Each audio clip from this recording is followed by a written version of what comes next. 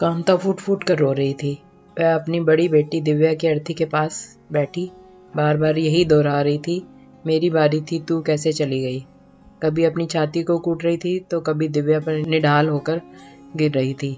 सब उसे सांत्वना देने में लगे थे, परंतु उसका रो रो कर बुरा हाल था। दिव्या को स्वाइन फ्लू हो गया था और 15-20 दिन की जिंदगी और मौत की जंग में मौत ने बाजी मार ली थी। उन्होंने दिव्या को बचाने के लिए क्या कुछ नहीं करवाया। डॉक्टरों के परामर्श और इलाज के साथ साथ धार्मिक अनुष्ठानों का भी सहारा लिया, परंतु कुछ हासिल नहीं हुआ। कांता दिव्या को छोड़ने के लिए तैयार ही नहीं थी। वह बार बार यही दोहरा रही थी कि मुझे भी इसके साथ ही ले चलो, मैं अब यहाँ जीकर क्या करूँगी। कांता का रुदन देखकर सबका कलेजा मुंह को आ रहा था। कांता को कैसे भी सब्र नहीं हो रहा था। उसका वर्षों का बांध अब सैलाब बनकर बह रहा था। मनुष्य कितना भी चाहे, जाने वाले को कौन रोक सकता है। आखिरकार दिव्या को भी चिता को समर्पित कर दिया, लेकिन कांता बेसुध हो गई थी। उसे कमरे में लिटा दिया गया। इंजेक्शन देकर जैसे ही कांता की तंद्रा टूटी, उसे पिछली यादों ने घेर लिया और वह अपने मायके रोहतक गई हुई थी। उसके भतीजे के बेटे की शादी थी। घर में गहमा गहमी का माहौल था। बड़ा परिवार होने के कारण 10-15 दिन रिश्तेदारों और फंक्शन में कैसे बीते उसे पता ही नहीं चला। वह खुशी में सराबोर हो रही थी।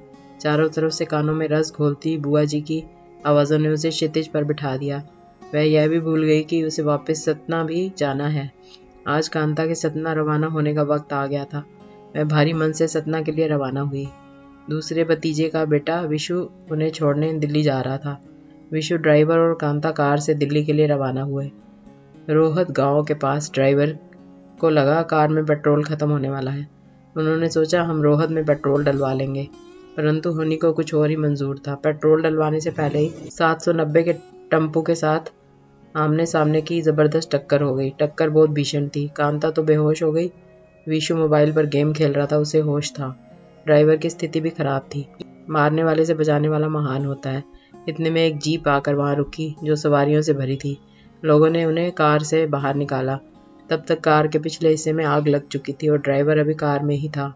उसकी खिड़की नहीं खुल रही थी। ये लोग ड्राइवर को कार से बाहर नहीं निकालना चाह रहे थे। अपनी जान सबको प्यारी होती है। विशु ने सबको आश्वासन दिया कि यह आग और नहीं भभकेगी, क्योंकि कार में पेट्रोल नहीं है। जैसे तैसे वो लोग ड्राइवर को बाहर निकालने के लिए राजी हुए। उन्होंने खिड़की का कांच तोड़कर ड्राइवर को बाहर निकाला। कांता बेहोश थी। अब उसे थोड़ा थोड़ा होश आना शुरू हुआ। वह दर्द से घबरा रही थी, क्योंकि उसके घुटने की और हाथ की हड्डी टूट चुकी थी और भी बहुत सी चोटें आई थी। भला हो उस ड्राइवर का जो उसने उन तीनों को जीप में लिटाकर रोहतक मेडिकल कॉलेज में पहुंचा दिया। वहीं भीड़ में कुछ ऐसे लोग भी होते हैं जो माल बटोरने के लिए ही आते हैं। कांता का पर्स किसी ने मार लिया था, जिसमें सोने की चेन, अंगूठियां और 20-25 हज़ार रुपए थे। कार बुरी तरह आग की भेंट चढ़ चुकी थी। कांता का सामान भी उसमें आग की भेंट चढ़ गया। विशु ने घर वालों को किसी का फ़ोन लेकर फ़ोन किया और बताया कि उनका एक्सीडेंट हो गया है और वह मेडिकल कॉलेज में है। डॉक्टर साहब बाहर गए थे, इसलिए कांता का ऑपरेशन नहीं हो सकता था। 2-3 दिन बाद जब डॉक्टर साहब आए तो कांता के ऑपरेशन हुए। ड्राइवर की इस हादसे में मौत हो गई थी। कांता की अटैची आग की भेंट चढ़ चुकी थी, परंतु जो जेवर थे उन्होंने डली का आकार ले लिया था। सो उसके भतीजे वहां गए और गनीमत उनके हाथ वह डली लग गई। परंतु सबको लग रहा था पैसा तो हाथ का मैल है, शुक्र है जान तो बची। सांस है तो पैसा तो और कमा लेंगे। वह चल फिर नहीं सकती थी, रोहतक ही रही। कांता के भाई भतीजों और भाभीियों ने मन से सेवा की। कांता 2-3 महीने बाद चलने फिरने की हालत में आ गई। उसे रमेश की भी फिक्र थी, क्योंकि रमेश सतना में अकेला था और उसे अस्थमा के साथ बहुत सी और बीमारियां भी थी। सो वह जैसे ही जाने लायक हुई, वह सतना के लिए रवाना हो गई। वहां पर रमेश का खुद का ऑफिस था। वहां 7-8 लड़के काम करते थे और रमेश बिड़ला से भी जुड़ा हुआ था। सो दोनों को कोई तकलीफ नहीं हुई, ना ही किसी बात की कोई दिक्कत। रमेश कांता का बहुत ख्याल रखता था। उससे जितना बन पड़ता वह कांता की सेवा करता और कांता की ज़रूरतों का ख्याल रखता। जिंदगी दौड़ नहीं रही थी, हाँ खिसक जरूर रही थी। रमेश ने कांता के सिरहाने स्टूल पर पानी का लोटा रखा, उसका बिस्तर सही किया, कांता को दवाई दी। और कुछ चाहिए तुम्हें? नहीं बस, मुझे और कुछ नहीं चाहिए। बस अब आप लेट जाओ, आप भी थक गए होगे, कांता ने फरमाया। मुझे इतनी बुरी आदतों की आदत मत डालो, रमेश मुस्कुरा दिया। रमेश अपने बिस्तर पर लेट गया और जैसे ही ऑक्सीजन मास्क लगाया तो वह लंबी लंबी सांसें लेने लगा, जैसे उसे सांस ही नहीं आ रहा हो। वह बुरी तरह हाँफ रहा था। उसकी सांस उखड़ती जा रही थी। कांता को अब कुछ कुछ समझ आ रहा था। वह रमेश को बोल रही थी कि पर वह जवाब नहीं दे पा रहा था। कांता जैसे तैसे सीढ़ियों से नीचे उतरी। वह गली डॉक्टरों की गली थी। कांता ने जैसे ही आवाज़ लगाई वैसे ही बहुत से लोग जमा हो गए। उनमें 4-5 डॉक्टर थे। वो लोग पहुंचे। कांता नीचे सीढ़ियों पर ही बैठ गई। वह चल नहीं पा रही थी। पास वाले लड़के ने पकड़कर कांता को ऊपर पहुंचाया।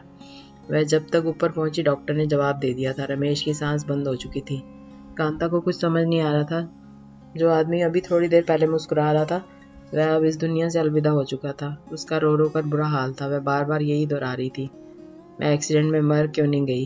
क्या भगवान ने मुझे ये दिन दिखाने के लिए और यूं भुगतने के लिए बचाया? काश मैं तब मर जाती तो मुझे ये मनहूस दिन नहीं देखना पड़ता। उसने जैसे तैसे अपने आप को संभाला और अपने रिश्तेदारों को सूचना दी, क्योंकि ये सब काम वही कर सकती थी, क्योंकि वहाँ वो दोनों अकेले थे। कांता का रो रो कर बुरा हाल था। एक तो हाथ पैरों से लाचार, ऊपर से ये दुखों का पहाड़। यह आधुनिक युग की विडंबना ही है कि हर घर में दो ही नजर आते हैं, एक चला जाता है तो दूसरा अधूरा। हम भौतिकता की दौड़ से इतना दौड़ रहे हैं, जाने कहाँ जाकर रुकेंगे पता नहीं।